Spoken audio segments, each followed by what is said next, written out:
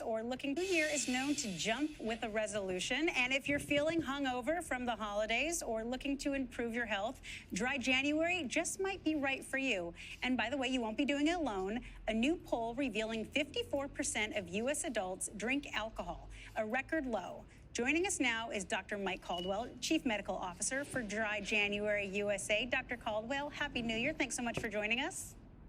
Happy New Year, Nicole. Good morning. This is really great news.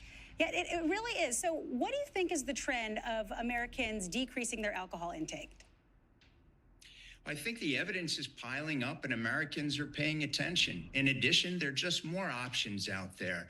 Last year with the Surgeon General's advisory on the link between alcohol and cancer, and Nicole, you know from your own work that there's a real strong link between alcohol and breast cancer. So why give cancer a head start? You know, a lot of people are looking at this, and we here are happy to be the home of Dry January USA at Meharry Medical College in Nashville, Tennessee. It's a big year for us today. We're starting our 150th anniversary, and I work at our schools of medicine, our School of Global Health, and we do extra research at our School of Graduate Studies. And we want people to know that you don't have to do it alone. We have a free app. It's called Try Dry. And people with their intentions who want to do Dry January, you don't have to do it any other way than the way you want to do it.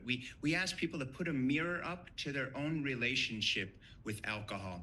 Look on our website, dryjanuaryusa.org, and you could download that Try Dry app. If you use the app, you double your chances of success, whether you want to go dry for the whole month or just cut back. In the end, nobody's forcing you to do Dry January. We want people to know that if you pause, you're going to be successful in reducing your alcohol use long term. Well, in Brown University, they came out with this quick little list of health benefits of Dry January. So people who abstained for 5 weeks from alcohol, they had liver fat down by 15%, blood glucose down by 23%, weight down by 3 pounds, sleep quality improved by 10%, concentration improved by 18%. I mean, obviously, as you know, all of these things, you know, when they're not being managed, they can lead to inflammation, which, as you pointed out, can increase your risk of cancer and others.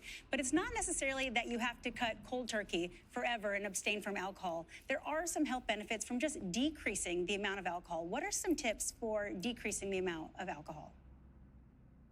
Well, you have a lot of company with 70 million Americans every year saying they want to do Dry January. And that journey is personal for them, whatever they want.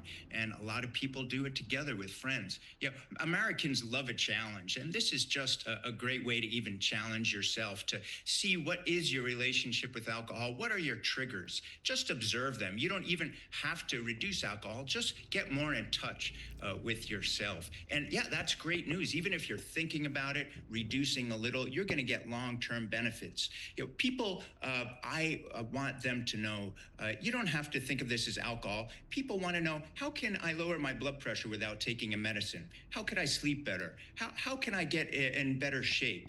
How can I lower my cholesterol? Well, this is just one way to do it. How can I lower my blood sugar and feel better? Well, reducing alcohol in your life is absolutely one of the most important ways. And I guarantee if you're wearing one of those wearables, whichever type it is, it'll tell you you're probably not sleeping as well, and you're probably not doing as well as you could after those excessive days and nights from alcohol. So heading into 2026, you do what's right for you. Thank you so much, Dr.